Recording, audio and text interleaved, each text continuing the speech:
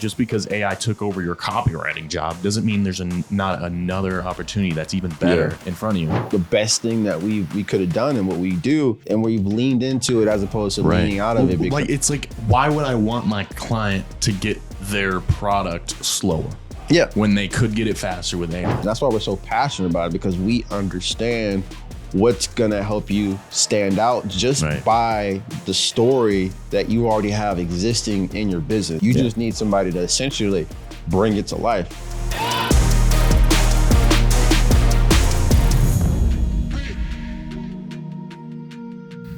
All right, we're rolling. Okay. We're in the lair. We're in the famous studio lair. The Fame Studio. Yes, indeed. So what's today? It's November? We're in November, right? No, not. Well, yeah, we are. End of November. Tomorrow is December 2023. Yep. Overall, like, the beautiful thing is, like, I like talking to you. We always get into like crazy conversations. It's our first one to actually capture, but we're always looking to serve our clientele of whether it be from a production standpoint to overall delivery of like results. There's an end goal that clients want, and the best thing that they can do is stay educated and idea. But if they're working with an agency or if they're working with somebody, the biggest question they need to ask the agencies that they're working with, what's their intent? What's the overall objective? What's the goal? Because there's a lot of people that will just shake their head. I was watching a Gary Vee clip. He was talking about there's too many yes men in terms of like the clientele world. And for you and I, we steer clients into the best, what we feel best would serve them, not just to get the transaction. But there's a difference though. Yeah. At the end of the day, it's their video. It's their advertisement, right? It's their product. And they're paying you to serve them. And what people do and make the mistake of is say, no, you need to do it this way. You can't say that. You just can't. And what all you could do really is advise and steer them in the right direction. They're paying you to do them a service. So all you could do is really just steer them in the right direction and say, hey, this isn't right. I would recommend this, but if you want to go with your way, that's fine too. But I would recommend this, and here's why. 100%. And that's typically the conversation that I have. It's more so, and that's how I really approach life, is I bring high recommendations. I never tell anybody what to do, but it's more so I strongly recommend you do something. And of course you've got the decision to make of whether you're going to make that decision or not. But the thing is, they don't know a lot of times because like we said, the world is changing so much with marketing and AI and automating and all this crazy stuff happening. They don't know, especially, my audience specifically is a little bit of an older demographic. They're not caught up with this stuff. Same here. Me and you are. We're scrolling. We're reading books. We're like educating conferences ourselves on this stuff. Constantly. And they're not. And so that's why they pay us, dude. That's why they pay us to keep up with the trends and what's happening. Yeah, because I run into a mix, because like I have clients that don't care. Like right now I have clients that are like, as long as I'm getting results, that's all I essentially care about. But there's also a percentage of people that want to have an idea of what's going on. Like I have a client right now, garage door company out in Colorado, and he wants to have an idea. He's dealt with so much negative backlash, and this is why it's so important to partner with individuals like you and I, because we're gonna go ahead and be a feeler for them. If they want to know more information, we'll give it to them. But if they don't, if not, then we'll continue to serve them results. But overall, still over deliver in terms of like telling them what's happening, how it's happening, because you wouldn't believe. Like I'm sure you can attest to it. But there's a lot of people that are passive, and the seats that we sit in when it comes to serving the client and going back to it, it's like, what do older business owners do? They need to find people that have some form of interest in their success, not just in the transaction. And that's what you and I share. I feel we fit in, but a lot of times if you are educated on what's happening in the world and you tell them, hey, like, here's what's happening. I think you should be doing this and here's why, and here's how it's going to benefit you. They're going to want to work with you. 100%. But yeah, I like going back to like older business owners, like it's kind of weird because you know, I'm 21. Yeah. And it's like, I'm super young, man. And I feel like people look at me differently. You know what I mean? Especially like older business owners. So I kind of have to be on top of this stuff to show them like, hey, this is what I have to offer. And, you know, I have to kind of show them my knowledge and prove myself a little bit more than others, I think. But that's why, like, even if you're not young, like, you have to be on top of this stuff. You have to. You have no choice. And the businesses that are not adapting, they're going to die in 2024. No, 100%. And I'm right there with you. I've always felt weird about it in terms of like being younger, but working with older business owners. But the common denominator is, you know, we have to be on top of it. We always have to be constantly downloading information. That's downloading software. So the same way somebody might download software on their computer, on their phone, on their tablet, we are constantly doing that when it comes to practices, you know, how to deliver the best result, provide the best video content, the best quality, the best direction. That comes in with our self improvement as a company, as an individual.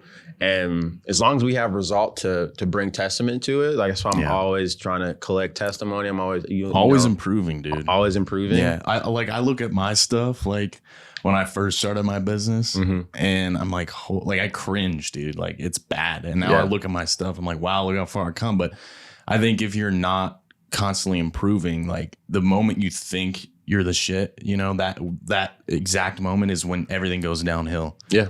You have to be constantly improving and constantly educating yourself, because if you stop and you're like, I got this, you know, I made it this far. I'm good. You know, I'm chill. I'm laid back. Like, that's when stuff starts creeping up on you.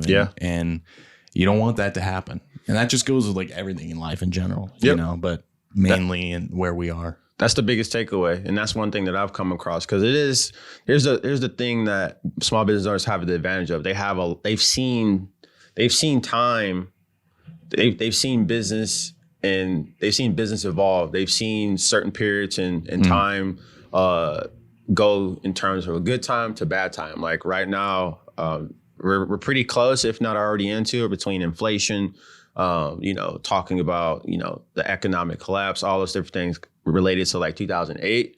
We're pretty near that. And so this is like our time where it's like, what do we do? Like, do we hold down and double down on what we're doing, or, you know, do we cut back? And right now I have a lot of clients that are doubling down when everybody's falling back. And that's been a tribute to their success as far as what's currently happening with their productions, overall, their results to bring business. But that's where I've seen a lot of resistance when it comes to even the clientele. And that's what we can share with our clients, because like, even, okay, they have experience, they've done business for a great period of time, but like, it's our job to give them that push to double down, because we always talk about it. We're always, you know, we have the VOP chat. We see the evolution of how people are portraying a message from Vine years ago all the way to now on Instagram and Shorts, YouTube Shorts, all those different things, where the story is important, but how you tell the story is where the impact, and that's where our expertise is needed. It can be stale. Yeah, and I think the way you tell your story really matters. Yeah, and I think it's constantly changing, and there's new techniques, you know, coming out every day, and you see new stuff, and like, we have a chat, right, and we share content in there, and you kind of know when we see a piece of content and it's shareable, like that's how you know, like, that person knows what they're doing, versus you see like it's just like, you can't explain it with words. You just know when someone knows what they're doing. You just know, because you could see it visually. Like for me, it's kind of hard. Like, I'm not really good at putting things into words. I just have to show them, you know, show them my video content I've done in the past. Then they can see like, oh crap, like, this guy's next level. Right. And that, like, that's part of me just like growing up in the film industry. Right. You know, as you know, I've been in the film industry since I was 8 years old, and I just know when things look right. Right. I just know it. I'm starting to be able to put it into words, but I just know when things look right, and that's just part of it. That's a big part of it. Yeah. And that's what keeps me up at night. That's where I've been making my priority and making progression my obsession, in the sense of sharing, being able to condense what I see. Because like, you know, like when you see it, but how can you convey it? And there's a way to do it. It's just a matter of putting the expectation where I have to improve to be able to convey it. Because if Netflix can, you know, hold someone's attention, because like I see the content that a business can put out the same way that same business owner, that consumer that has customers, they're going to go home and watch Netflix, Hulu, HBO Max. Yeah. It's like, how can I bring attention and tell a story that effective in 6 seconds to 6 minutes to an hour for their business? That's how I'm thinking about it for the customer. Yeah, and I think quality is, especially in 2024, I think quality is going to overcome quantity as far as like posting on social media and, you know, doing videos and ads for your business. I feel like quality is going to take over. Can I explain why? Sure. Okay, because what AI is doing is helping us automate. So everyone's going to be able to automate already in 2024. They're going to be able to do 10 posts a day, whatever. Yeah. That's not going to be the thing anymore. It's like, we need to steer our brains towards, okay, how can I start focusing on the creative side? Because in our business, we use AI and it helps a lot with like the menial tasks that take a lot of time and help us deliver the product faster and you know, get more content too. So the quantity is going to be taken care of. What we are starting to focus on is, okay, that leaves us more time to be creative. So we need to start, as business owners and as marketing and creative executives, we need to start being passionate about learning how to be creative. And that's kind of my mission for creating content lately, is because I want to teach people how to be creative. Right. Because it's going to be really important for you to learn in this upcoming year. No, it's a muscle. You know what I mean? It's a muscle. That's why I consume so much, and you can never sit down with me. Like next time we all watch a UFC fight, NFL game, I'm always consuming the content. Like this is perfect opportunity to talk about it. So this past Black Friday was the first Black Friday where there was an NFL game hosted, as well as there were Black Friday deals. And the biggest thing, the reason for that is, you know, the NFL and Amazon made a partnership where they're now cross-pollinating, and they're essentially selling each other's products on the same channel. And even the actual commercials on there were phenomenal in terms of what it was and stuff that I've never seen before, or how it was delivered in just commercial TV format. But you might think you like football because you like football, but a lot of people don't like what they like. They like it because you've been consistently fed I like to call a Netflix narrative of that business, of that story, of your fantasy team, of, you know, the journey of an NFL or UFC. That is a reason. And this is why we're jumping on here and wanting to obsessively talk about it, because your business has the ability to have that Netflix narrative. Between, going back to your point, you know, quality content, I definitely think is priority in terms of going in 2024. Because at one point it was quantity, and even to a degree, I think it's a mix of both. Whether it's 20%, 80, I don't know what the number is, because I'm seeing like definitely need more quality, especially if you're gonna like really succeed on. I'm not saying quantity is like out of the picture. But I'm saying like we need to, like you said, not like you're seeing stuff on that, you know, sponsorship between whatever NFL and Amazon. You're seeing stuff that you've never seen before. Quality at top notch. You know, and so I actually have a method for creating, you know, whether like videos or anything. I have a method that I want to share that helps me create stuff that no one's ever seen before. So the method that I use is, I'm sure you've seen this. I say this a lot, but the method, kind of the secret that I use, is anti what everyone else is doing. So the example that I give on this is, think about like newsletters, right? Everyone is doing like written newsletters. Everyone's writing a bunch, you know, putting paragraphs on a page. Some people are using like ChatGPT now, right? Just putting a whole bunch of words. The anti of that is visual newsletters. So that's like kind of an example, right, of what you can create that's anti what everyone else is doing. Maybe making a newsletter that's like all visual and no words. Right. That's like something that no one's ever seen before. Yeah. Yeah. So that framework kind of helps you be creative and create stuff that no one's ever seen before is anti what everyone else is doing. Yeah. You know what I mean? And another thing is for being creative and creating stuff that no one's ever seen before, it's like people think that means, that means I'm not creative. I can't think of anything. I'm not going to survive in 2024. I'm not creative. Well, that's BS. Like a lot of people who are quote unquote creative get inspiration, we were talking about earlier, how we scroll through Instagram all the time. We're constantly getting inspiration. Yeah. Like I just showed you like a video I edited and I put my own spin on it and, I got inspiration from it. So that's a big part about being creative as well is getting that inspiration too. And like listening to podcasts, videos, Netflix. Yeah.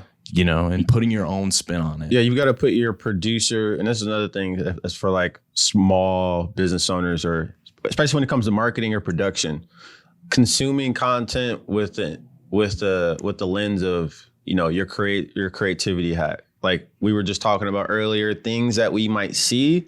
Like he was talking about a video that he made. He originally got inspiration from that video from something that he saw. And therefore, he attempted to, he's now putting his own spin on it. And that right there is a form of him exercising his creativity muscle.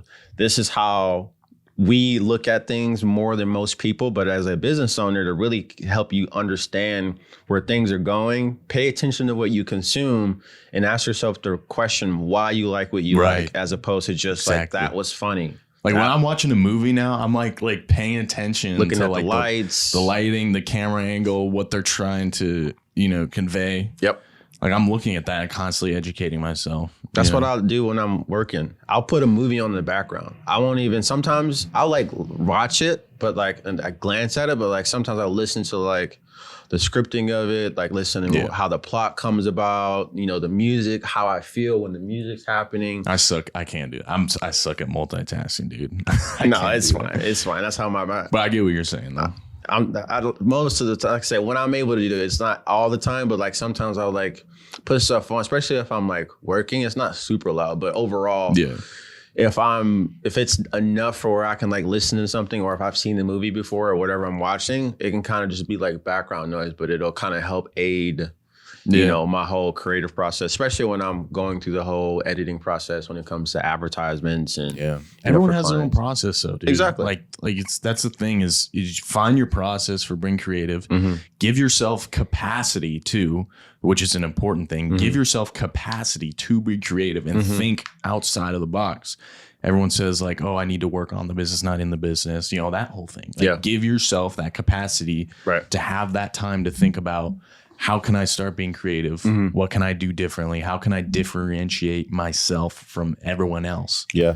Think about how much you consume. Because my theme of 2023 was to produce more than I consume. And thinking about it, I did put more effort into producing more content, because more than I consume. Because one thing we've always talked about, and we've been making a collective goal to do more of, is produce more content. Like we do phenomenal work for our clients. We have a phenomenal testimony. We have 5-star reviews. But one of the things that we've made more of an obligation recently, especially in 2023, is to produce the content for ourselves, for our business, because objectively, it doesn't feel right to only do stuff for clients and just be behind the scenes when we're preaching, to be producing this content. So this is something that we're doing for the first time. But that's something to think about for your business.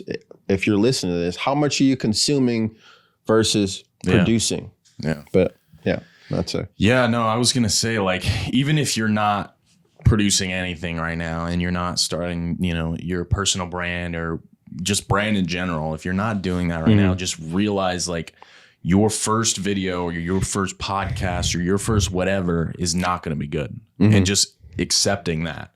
Yeah. And I think that's like the big first step right now for business owners who are not creating or creative executives who are not creating is like, just take that first step and just do it and just get started and realize that it just takes time to get good at these things. You know, if you're a perfectionist, whatever, hire professionals, you know, like me or you to guide you in the right directions. Hire a communications coach to help you with communicating to your target audience. You know, hire people if you don't want to put in that work yourself. Yeah. And that can kind of expedite that process, right? Is hiring professionals who have been there, done that, and can coach you to say the right things or convey your message 100%. In the correct way. And to add on to that, I would say hiring professionals, but once you are going through the process of hiring, because I know this is a big problem or objection that a lot of people have when they're sorting and they're trying to find, let's say, the gold nuggets, you and I, figuring out what questions to ask in order to get the answers to help you decide who you should hire.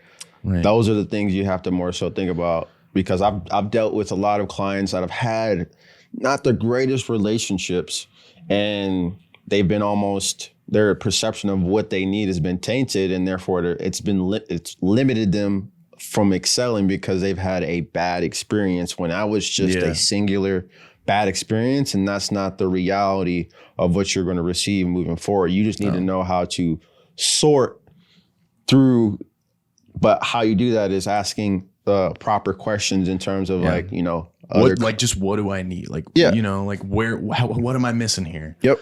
You know, like I don't know if I should say this, but I had a company spending a lot of money. I'm going to be very vague. Yeah. So I had a company spending hundreds of thousands of dollars. One of my clients spent $100,000s of dollars on a channel. I'm trying to be vague here. You can't go be vague. I don't want to call them out, but they spent a lot of money on stuff that doesn't work and that's outdated, right? And a lot of times they just don't know, like, what am I missing? We're putting so much money into it. Like, I feel like we should be getting this, but they're just not educated like me and you are. They're not caught up with the times. They don't know what's what. And a lot of times it's just finding that pain point, you know, and we kind of have different dynamics in our businesses. I'm more of the creative. You're more of the ads and targeting, right? But you are big on the creative because the creative matters. And sometimes people are spending a lot of money on ads, right? And they're realizing, why isn't this converting? And that's where the creative comes in, because you need that content that resonates with your target audience in order for the money you're spending to work. And vice versa, you know, I could create a killer piece of content that resonates exactly with your niche target audience. And then they could hire the wrong guy or something to run their ads for them. And they could be running ads to a complete different audience that I made the video for. Right. And just waste money away. So that's why it's identifying those needs. And do I need to focus on this or that? That's where you and I can come in and kind of educate them and say, hey, like, you're not targeting the right person. Or, hey, your content just sucks. You know, like, no. All that you said, my first thought is, if your story isn't in line with your marketing, then you can't expect in 2024 now into 2044 and beyond to expect that things are going to go ahead and be supercharged. And the reason for that is, just like us, there's 10, 20, hundreds of people that have the occupation that you have, the business that you have, the customers that you want. You have to understand that, and most importantly, respect it. Like, we're talking and having this conversation because we understand, and we want to bring as much respect and, you know, empathy as possible to the clients that we might have sales calls with situation. And we know we need to answer questions for you in order for you to make a decision. Not every time. Some people are ready to jump in, but this goes for you. This is why it's so important to have your story align with your marketing, in sense of having a production company, you know, having somebody condense why you do what you do, who you do, why you're different, why you're the obvious choice, I like to call it, and helping customers choose you. Because I've dealt with clients, and sometimes you might not even know, you might be watching this, but you sometimes might take your customers for granted. You might put money into production, into ads, and you might take it for granted, and you think you should be able to pay for it. and not put any thought into it. And then customers are just supposed to show up, when now we're not in the yellow pages era anymore. It's not just your name of your business and people are just going to choose you based off of phone numbers. You got to stand out. You need to stand out. You have to stand out. And that is why we're having this conversation. That's why we're so passionate about it, because we understand what's going to help you stand out just by the story that you already have existing in your business. You just need somebody to essentially bring it to life. And this is where... And realize that this stuff, like realizing how to stand out, it takes time. Yep. Like I've been, so like 14 years now. I've been creating videos for businesses for 14 years. Yeah. Now, almost 14 years. So I've been doing this a long time. You have to think about it. And I still have room for improvement. Yep. So realizing that you're not going to be a pro at this right away, and just realizing that it's going to take time. But this is where your focus needs to be in 2024, or your business will die. Like it's not a matter of if, it's a matter of when. Yep. You know, catching up with the times. Yeah. And again, hire professionals. If you don't want to do it yourself, hire professionals. Yep. Hire people that have been doing it for 14 years and who know what they're talking about and who researches every day. Yeah, I'm going on almost a decade. So it's crazy to think about 9 years. So I'm curious. So like, what's your story? So how'd you get into digital marketing? Like, digital marketing started for me originally. So back when I was in high school, a freshman in high school. How old are you now? 28. 28. Sure. Yeah. So literally a decade ago. Nice. Nice. I started, so my brother had candy that he needed me to sell. My brother's he'll be 25 this year. So I don't know how old he was at that time, but he was still in middle school. He had Boy Scout or Cub Scout candies that he needed to sell. And then by a certain date, he sold some, but he was like, hey, can you sell some of this? So I took it to the high school, and then I had it in my classes, and then people started to line up. And then from there, I was like, I had a light bulb where I had 7 kids in front of me lined up, had money out. You know, at the time, paper money was a regular thing, not Venmo, Cash App. And then I was like, Mom, you got to take me to the store. We got to go to Costco, Sam's Clubs to get this candy because I want to start selling it. And then from there, that's where I've always had the entrepreneurial bug, or more so curious bug, but that's where I was known in my freshman year in 2020 or 2010 as the Candyman. Like anybody that knew Shawn Severs in 2010, it doesn't matter the grade, I was a freshman, but you knew me as a senior, anything between as the Candyman. But from there, my biggest pivotal moment was in 2013, I started doing network marketing. That essentially got me into overall sales and got me out of my comfort zone, and discovered Bob Proctor, Dale Carnegie, all these different things in terms of self-development. And then there I found a course on YouTube in terms of selling things online, drop shipping, all those different things. But throughout that process, I always was on social media, mess around with, like when Facebook first came out, like when the Miami Heat won their first championship with like LeBron. Yeah, I remember very vividly where I discovered you could run paid ads on Facebook, and I spelled Miami wrong. And that's why I remember it so vividly. But I was like, Mom, let me get a credit card, because I made the page. I was like, give me get a credit card. I think I can make money with Facebook ads or just by putting it on there. But I didn't really comprehend it. But that later evolved to a course that led me to a conference in New York. And then that conference in New York had me land from Michigan, coming all the way out to Scottsdale, Arizona. And then I ran into my first internship where I was learning marketing from people that are spending actively $100,000 a month, $100,000 a week on like Shopify, using platforms like Facebook, Instagram in 2017. Yeah. I want to talk about that in a second, but no, we will. And then from there, 2016, 2017 is where I started working with a lot of home service, local businesses, brick and mortar businesses. For whatever reason, I've always put myself out there. I was like, hey, I didn't necessarily know how to sell myself, but I was like, hey, can I get access to your page, or can you get videos from me? And then I'll put it out there, and then you maybe pay me. I did that for a restaurant, Classic Family Grill, and then Mind and Muscle Gym. These are businesses in Michigan. And then also a chiropractor here in the Valley, right after I left my internship, my paid internship, where it was promoting stem cell injections. Overall, I got some type of results out of it. But since then, I've always done some type of social media marketing for a physical brand or somebody that's made something online. But it's always come back to working with home service or automotive businesses where, you know, I just understand that a story's existed. And I've been more aggressive where I'll present production before I do ads because I've gotten success for a lot of businesses. Yeah. But there's the consistency is what all clients want. You know, they want to bring the consistency. So now I'm now forecasting. I'm always thinking about 12 months ahead. Like right now it's Q4. And right now, as a business owner, you got to ask yourself the question, do you have content and creative ready where people can know about your business and take advantage of your sale, of your opportunity? Because if they don't put money in your hands, they're going to be putting it somewhere. Mm-hmm. So in my head, that is how I look at all businesses where I'm always projecting out. Because like right now, we're in Q4, Q1's about to start. What's Q1? You know, you got January, New Year, New Me.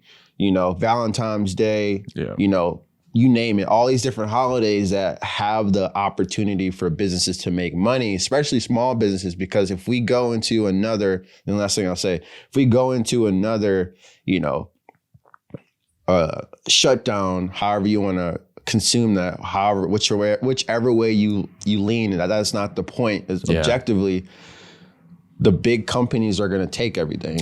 Well, I think that's big is just thinking about the future in general. Yeah. You know, that's the big thing is thinking about the future, and people right now, I think more than ever, are trying to push away from the future. Yeah. With AI and stuff, you know, like people are pushing back on it. Mm-hmm. They hate it. They hate AI. They think it's like the worst thing. They think of Terminator when they think of AI. Yeah. Like there's a lot of bad things that especially older business owners are associating it with, you know, and you just have no choice. It's coming and you need to embrace it. And I think everyone's heard that now. Like you need to embrace it, but it's true, dude. Like it's 100% true. Yeah. You want to get out of it. Think of the future, and you do a great job of that, you know, with the holidays and kind of what you were just talking about. Yeah. Like thinking about the future and setting yourself up for success. Yeah. How can you tie your business and the holidays together? And then like I've seen live on purpose, not on accident, you know. That's a fire quote. Yeah, dude. I just heard that like 2 days ago. Yeah. No, that's how you have to do it. Like it's true because like people thought the internet was a fad. Like Gary Vaynerchuk always talks about, he's been right about a lot. Like I've been following him long enough to see he's been right about things. He's said it. He's also been wrong. Of course. But everybody's been wrong. Yeah. But he's been right about he's been right about a lot that like speaks over that, whether it be Instagram was bought in 500 days. He was one of the first individuals to start doing pay-per-click on the internet, where certain keywords for wines and certain names of wines were worth like pennies. Now they're worth hundreds of dollars. But the thing that he talks about that was a fad is now something that you use. So if you're a business owner thinking about that, the same way you're looking at AI, and it's not something you should be anxious about it, or, you know, you should pay attention to it. Like it's definitely scary. Like with thinking about it when we first came out, we were all talking, me and Levi and our group talking about, are we going to be obsolete or not? And the best thing that we could have done and what we do is we've embraced it. We've leaned into it. We've been testing stuff. We share feedback like, hey, what are you doing? How are you doing this? How are you using it with your clientele? And we've leaned into it as opposed to leaning out of it. Like it's like, why would I want my client to get their product slower? Yeah. When they could get it faster with AI. Yeah. Why would I want my client to get not of good as a product? Because we were spending all of our editing hours on the tasks that just take a lot of time. Yeah.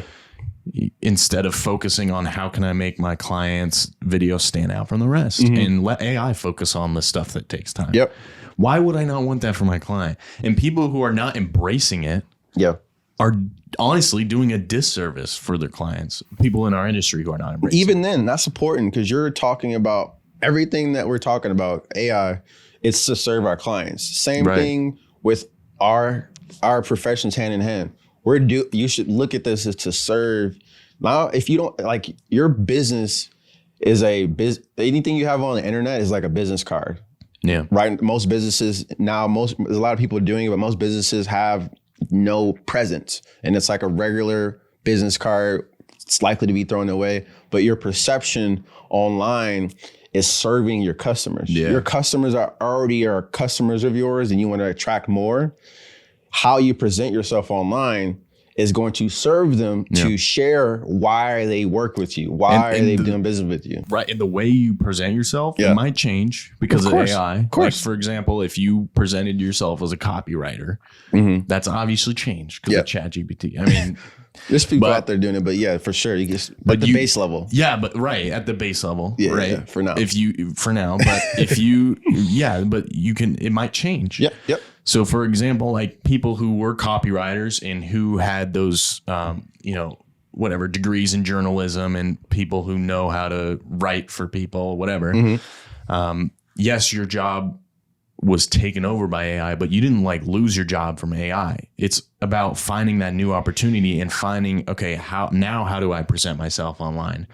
And right now, there are jobs. If you go on LinkedIn right now and search up prompt engineer, there are jobs on LinkedIn for up to $250,000 on LinkedIn for prompt engineers, for companies who are looking for prompt engineers. I'll be back. I don't know if it's up to whatever. It's a lot of money. Yeah. Right. So now the people who were really good at writing before, they're thinking, oh, my job's taken over. No, like you have the advantage now. You know how to speak to AI better than everyone else because you have that skill of writing, and you know what words to tell AI and, to get that result. Because again, it goes back to getting the client the best result possible. How can I do that?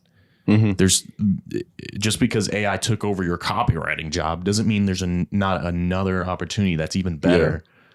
In front of you. No, 100%. I would don't look at AIs or ChatGPT as a replacement. You have to, I use it more so how I started and how you can start if you already haven't, or continue to make it part of your business. Have a conversation with it. I realistically have conversations with ChatGPT on a day-to-day, week-to-week basis, and I'm just asking it different questions. I'm seeing if it can condense things that I've written. And maybe add on to it, give a counter argument. There's a lot of ways that you can speak to ChatGPT and use these AI tools to don't look at it as an answer. That's where, that's where you can get lost in like convenience. Like, oh, I can use it and it can replace something, but how can you think? Like, that's the biggest skill right now is, okay, these tools are available, but who can have the best conversation with it to bring you the best result? Who can have the best conversation to condense results, or condense meetings or conversations, or to get answers that you might need to go from point A to point B, maybe C, D, Z. It's not going to just take you from, how can I get from point A to point Z? No, let's have a conversation about point A. How does it follow into B? It'll help you comprehend and condense work, but it starts with a conversation with one question, one prompt, 2 prompts, 3 prompts, 10 prompts, and you'll have more comprehension on how you can use it for your business. But that's just is that how you use it? Right. That's how I use it. It's just like, however, it goes back to serving the client, right? Yep. However I can get the result for the client in the best way possible. Yeah. I mean, me and you have had a decade of experience, right? Soon. Right. Soon for you. But I grew up in the industry and I know what the client needs. I know what they need. I know how to serve the client. And it's just about that. It's like, what's your end goal? And how can I help you get there in the best, most efficient way possible? And if we're not thinking about that, it's like, okay, yeah, maybe AI will take over video in the next, whatever year or two. But that doesn't mean that there's going to be another opportunity to open up that I can use my skills that I've learned since I was 8 years old and serve the client maybe even a better way, in a more efficient way. That doesn't mean another opportunity is going to not pop up, right? There's going to be constant opportunities. No, exactly. When things go away, that's when you just have to have the eyeballs to find the other opportunity. Like that's why I look at chess. All that's happening right now is life right now, ChatGPT, AI, all these tools. It's eradicating a lot of things, like erasing a lot of things. But it's, if you look close enough, if you take the time, it's revealing a lot. You just have to be able and willing and wanting to see those things. But if you just completely dismiss it, whether it be an advertisement, whether it be an AI tool, whether it be production, whatever the case may be, then you won't ever see it. It's a glass is either half empty, half full. But if you never pick it up, you're not gonna be quenched of thirst anyway, because you're just looking at it and you're just being a skeptic towards the glass of water, whether it has something in it or a little or half full, if that makes sense. I kind of want to talk about the younger generation too, because we've kind of been, this whole time we've been speaking to the older kind of, you know what I mean? Yeah. The older generation is like, they are not caught up as much, and it's just the reality. They're not, and they're pushing back more. I mean, me and you work with older individuals, we see it, but the younger people, right, coming out of high school and like going into this new landscape, and like, where do I even start? And I want to speak to that demographic too, because the younger people who are searching for, hey, like, what am I going to start doing now? I would say interning. You learned being an intern. Yep. I learned being a PA for, I grew up in a family that owned a big agency. Yeah. And I learned by just being in it. Yep. And I think that's the best way to learn coming out of school right now, because schools are not teaching AI. They're not really teaching the future. So I would say if you are a young marketer, or you are just a young person going into this new landscape, I would say intern at a company that is focused on the future. No, I agree with you. Like that's how I learned my whole process, thinking about it. And thinking about this new generation that's coming, especially growing up with technology. Because for me, I didn't have phones. Yeah.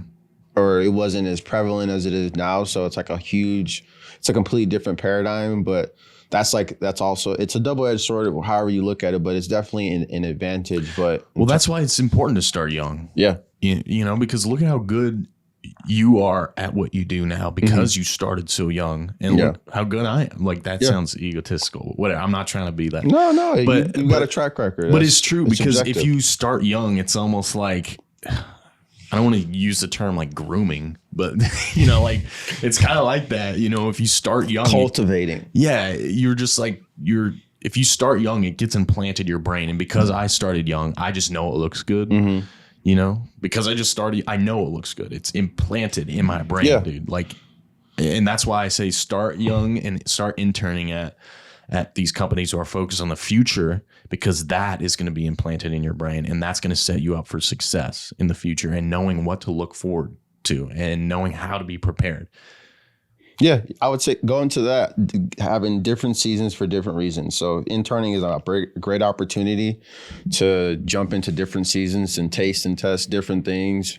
And let's say you're unsure of your skill set, or let's talk to the point of, if you have an idea of your skill set, then find internships or opportunities or companies that complement that skill set, and therefore give yourself 3-6 months, a year to be in that season, and then evaluate if you're going to double down or triple down. Like I look at it as like advertising campaigns. It's like from production, working with you, I'm like, okay, Levi, I need 50 videos, and they need to have 10 different hooks per 5 videos, and send that to me, and I'm going to try 10, 20 different campaigns, and then I'm going to test that for an extent of time, and then from there I'll have data to go ahead and see what direction I'm going to go in. And it's not, is it a bad direction or a good direction? It's more so, what's the next step? And sometimes the next step is to stay in the lane.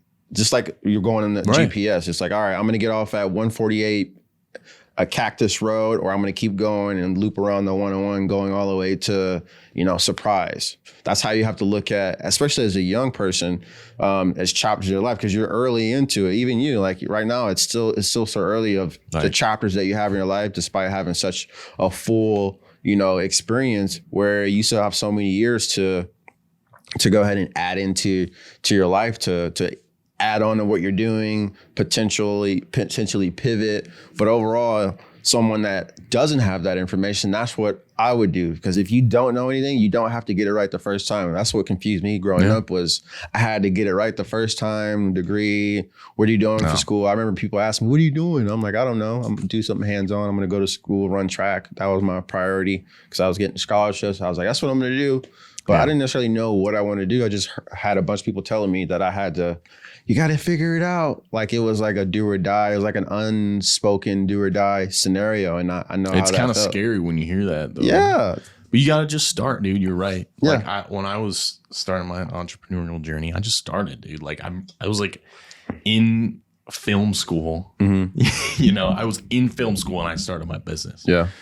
And I was just like, I'm just going to start. I forgot what I saw. I think maybe it was like a piece of content that I saw, or maybe it was like a person I talked to or something that told me to just start. But that's all I needed to hear at that moment, because thank God I did, and within the first 4 months of business, I got a huge client, and that flew me out, and all because I just started. And that's really what propelled me.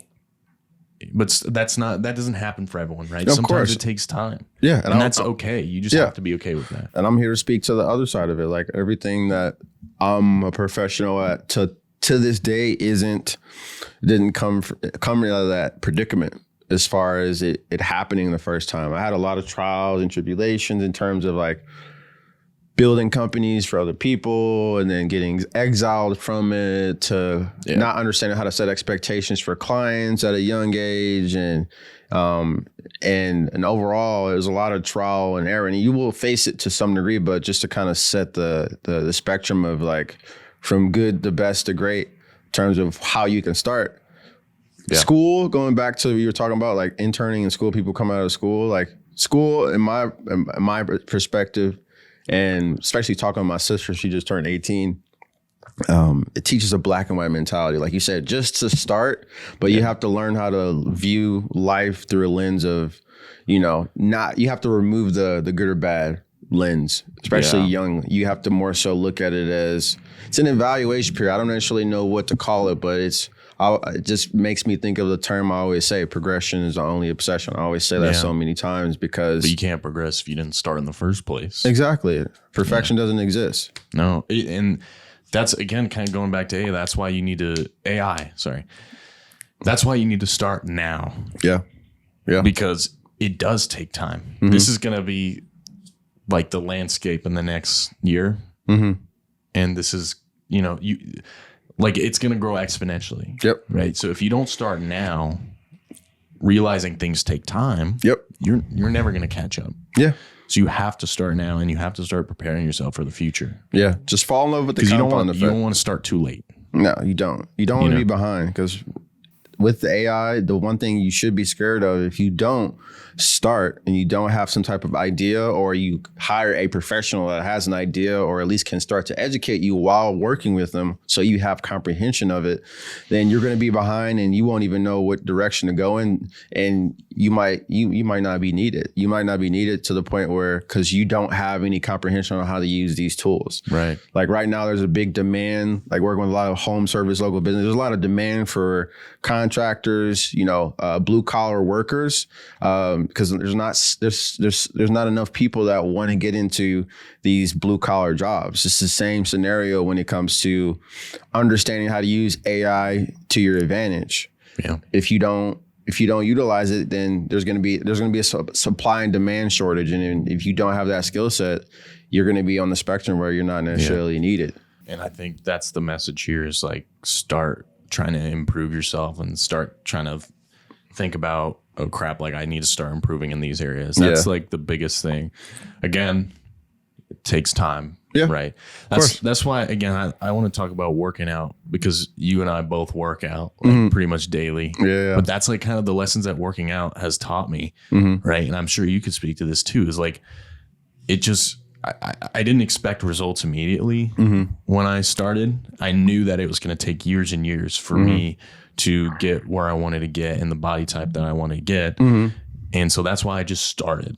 It's like the same thing with life, and the same thing with the progression of AI is like, you got to just start and know that I'm not going to lift the heaviest weight right off the bat, and just being okay with that. Yeah. And know like, I'm probably going to get shamed from people in the gym, and it's like, whatever, who cares?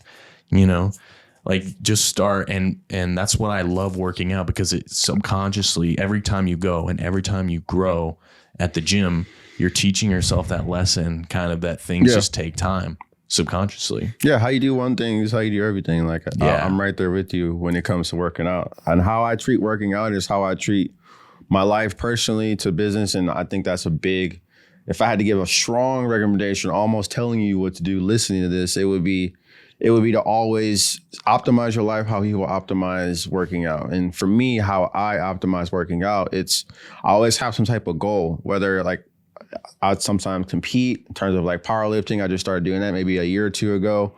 But you're not giving yourself enough credit, dude. Like, this guy can literally like deadlift like 3 of me.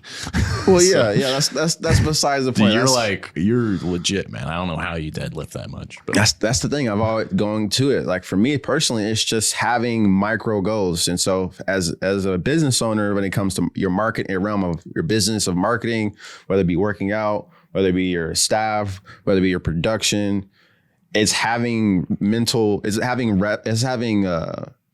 micro goals in 30 to 60 to 90 day increments. For me, I'm always putting myself, I'm always setting goals for myself in the gym, and I'm always setting goals for my clients. Like right now, we're planning right now for Q1. Some of my clients in the automotive industry, and the biggest peak for automotive is tax season. Tax season is March.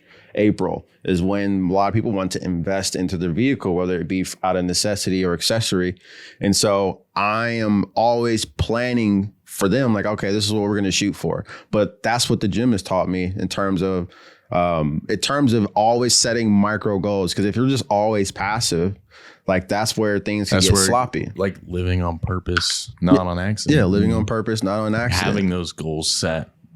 Yep. And achieving. That's what's helped me. That's why I'm able to do the things that I'm doing. Cause like now I have a goal. Like, okay, all right, I didn't deadlift. I didn't do any competition this winter, but I'm going to be training from now. It's about to be December tomorrow, 2023. The next competition will be roughly around like March, April, if not earlier. But I have 12 plus weeks to now train and optimize my training to go ahead and hit the goals I need to hit. And so that bleeds into everything else. I always have something. It could be the smallest thing where I have to write into a Google Doc. Like I have to hit this number of clients. Right. I have to write in this Google Doc every day until I hit this.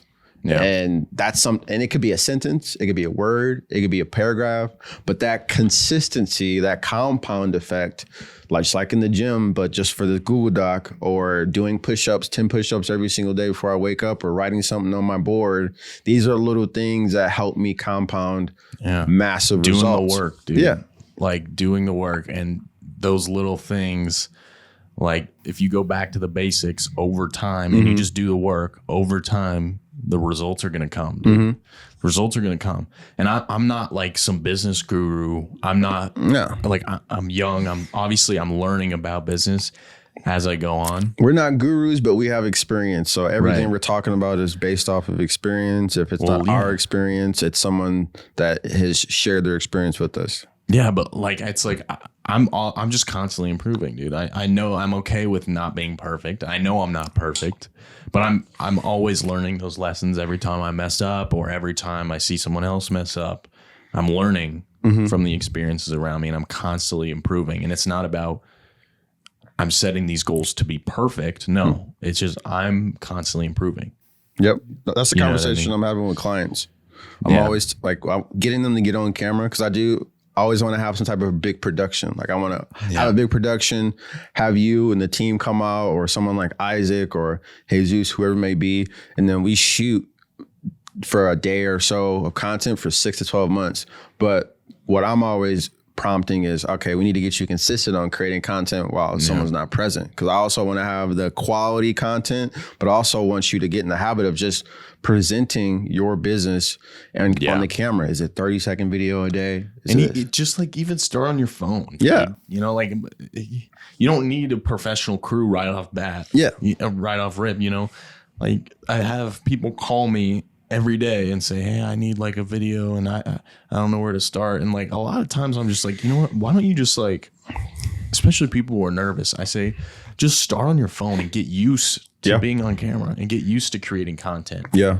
You know, some of my best ads right now that are converting right now was made off of my client's phone and what they sent me and put together. Yeah. It wasn't, I got creative that's been done, shot in 4K, 6K.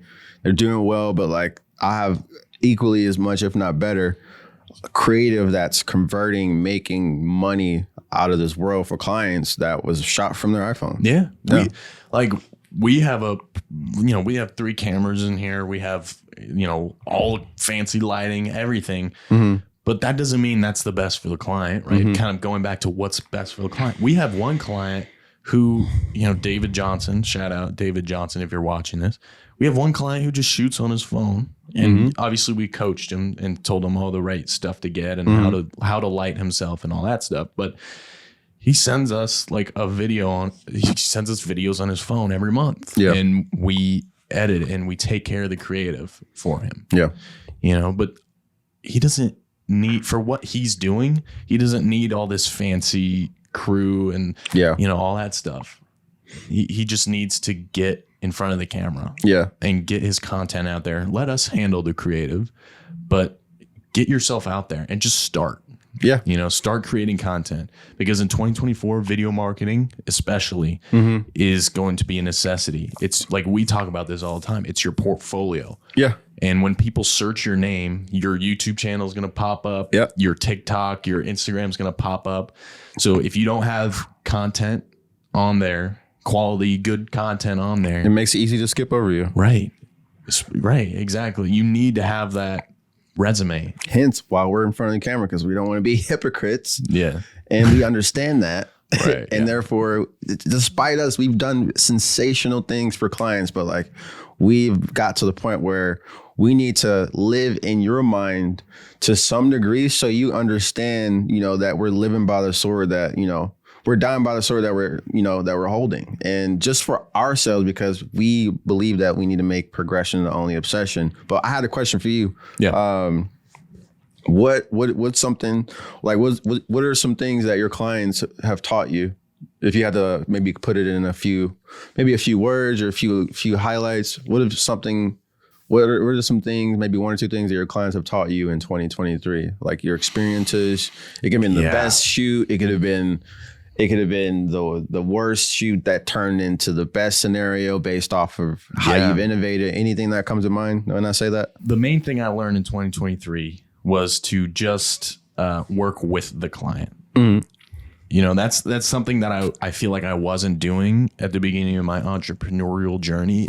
I wasn't working with the client, and I was thinking of them like, oh, like this is my video, and I was kind of like on a different side as the client versus now I go into it like go with the flow of what they want. Like I go with them, like this is your video and I'm here to help you, and I'm working with them, and I've kind of learned how to collaborate with them in that way, and how to speak to them in a way where it's like I'm in it with you now. We're in this together, and how can we advance your business and your life in general forward together?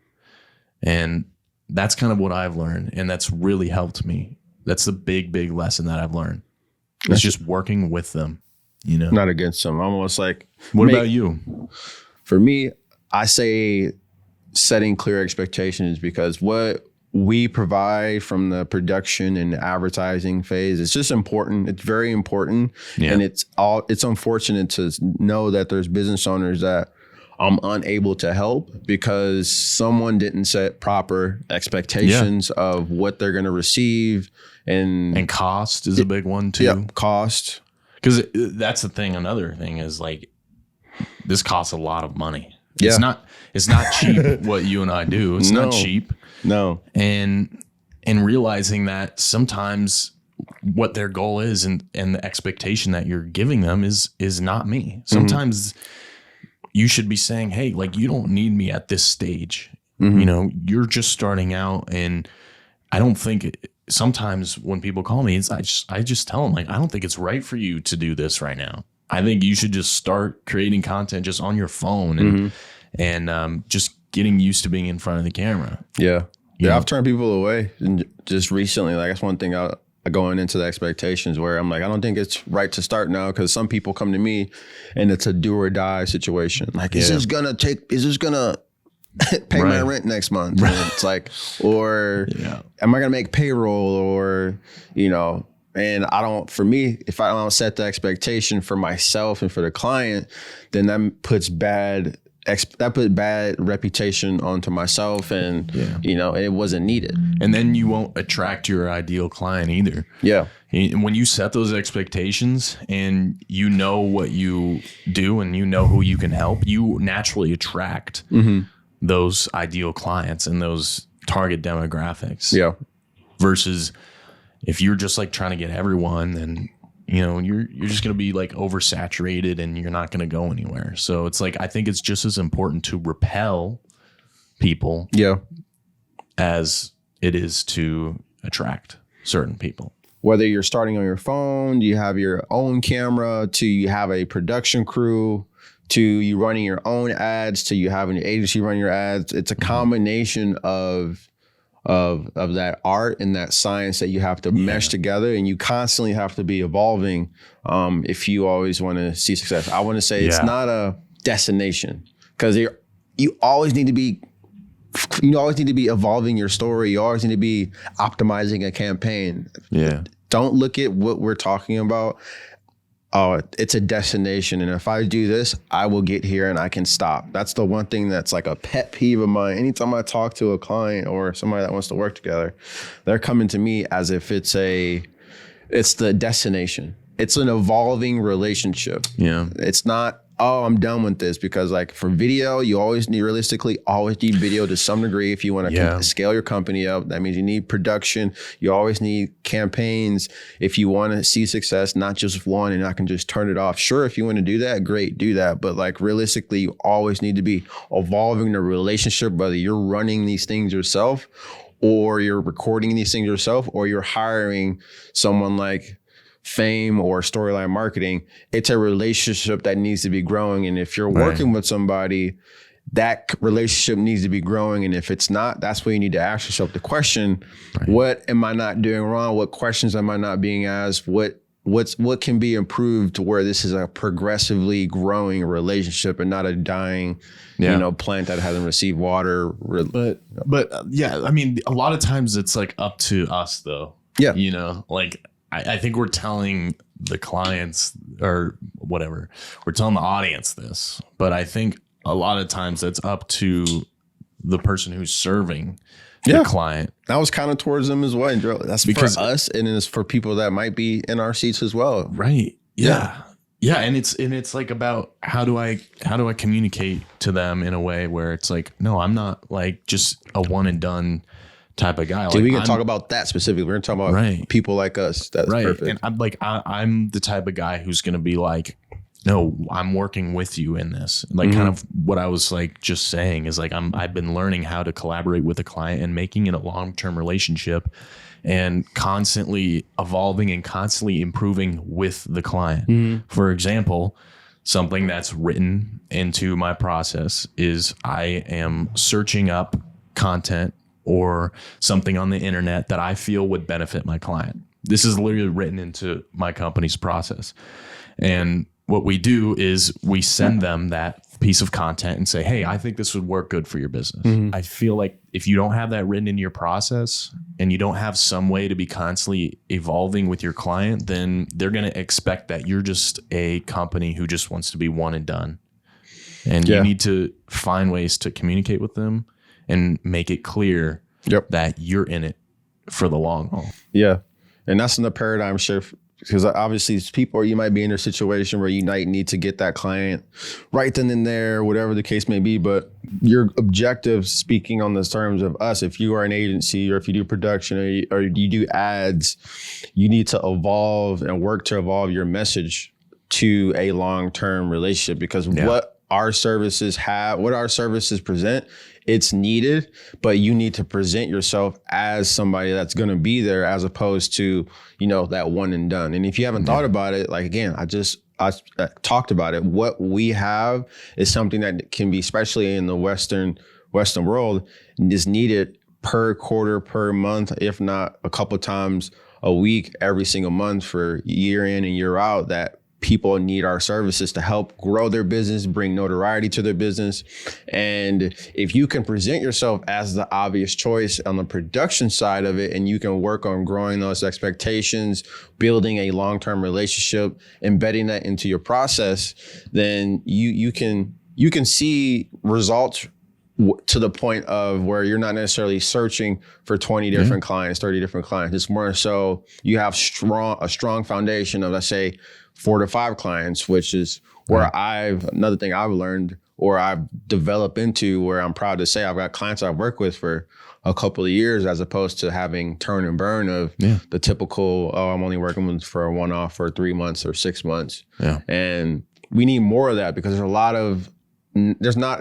a lack of authenticity and transparency and your mistakes, your flaws, to maybe doing something wrong, to. Well, it goes back to like working out. Yep. And this is another lesson that kind of working out teaches you, is like, it kind of takes time with your clients too, to develop that relationship and realize like what is in your culture and what's your messaging, and how can we like use your messaging in a unique way. And it's constantly evolving with the client. And the reason why we want to have long-term relationships with our clients is not because of money. I want to make that clear. It's because that's how they're going to get the best results. Yep. Just like working out. Yep. You don't get the best results by working out for 3 months and then just like dropping it. You're going to go right back to where you were. Yep.